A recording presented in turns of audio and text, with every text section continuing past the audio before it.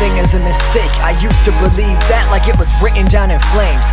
Burning in my mind is a simple way to say that we're never really at fault, all victims of a game called life. And I found solace in that easy point of view, cause at 12 years old, what else is a boy to do? His life ain't do or die, he's barely old enough to know to use his mind.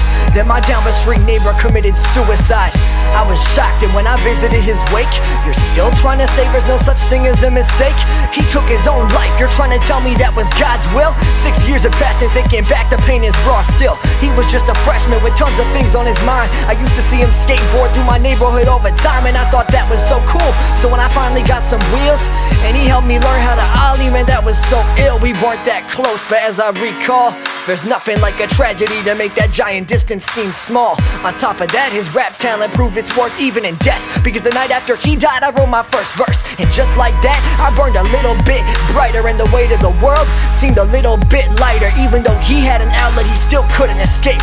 So when I recite a rhyme, I had to push through the pain for real. Fast forward to age 14, freshman year, I'm thinking like school just ain't for me. Then on one October morning, a friend of mine wasn't feeling well. I asked and he replied one of his best friends had just killed himself.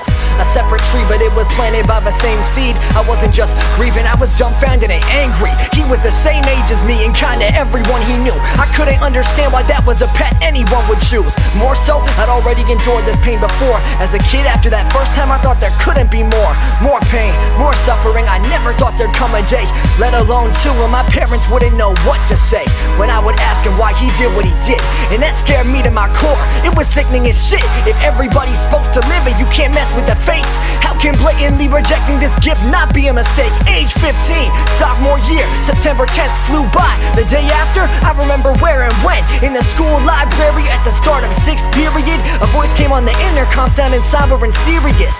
I felt that feeling in my core once again. The voice said, "Oh, football players report to a gym." I got up to go to the bathroom, and I can still remember watching every football player just trying to hold it together. Walking up and down the halls, these were kids that I looked up to and thought of as strong, with the mentality of Sun Tzu. Tears streaming down their cheeks, I couldn't tell why, till I walked back into the library and looked in one of my best friend's eyes. But a crack in her voice, she said with a strain, one of their teammates in our grade just put a bullet in his brain earlier that day. And for the rest of it, nothing felt right. All I could think about was if anyone could have saved his life. The fray was too large for anybody to mend in time. And so before he put that gun up to his head, I thought back to seeing him in the hallway not a week before, and prayed to every god I could have changed his mind.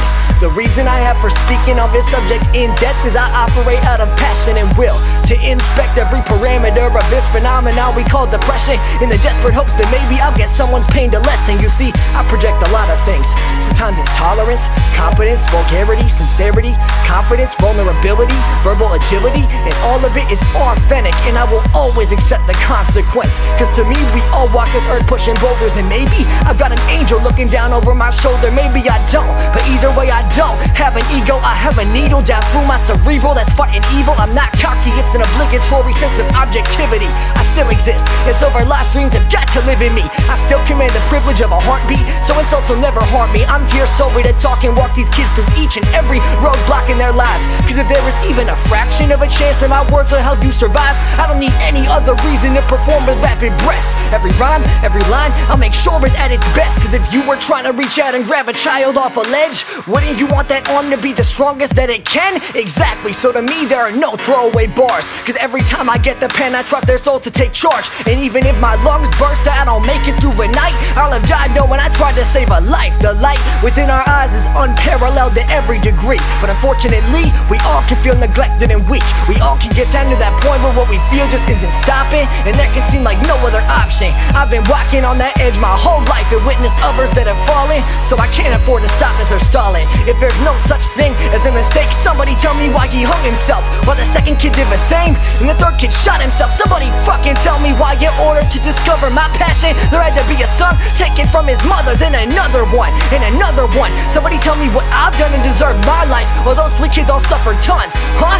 The only reason I have yet to break is the acknowledgement that there are mistakes, and in their wake, we can choose what to do. Hate or love, that's why I write with the unsung vengeance of every noose and every gun, to let everybody who stands in my way know where I'm at. My love is great, but my resolve is forever greater. Remember that.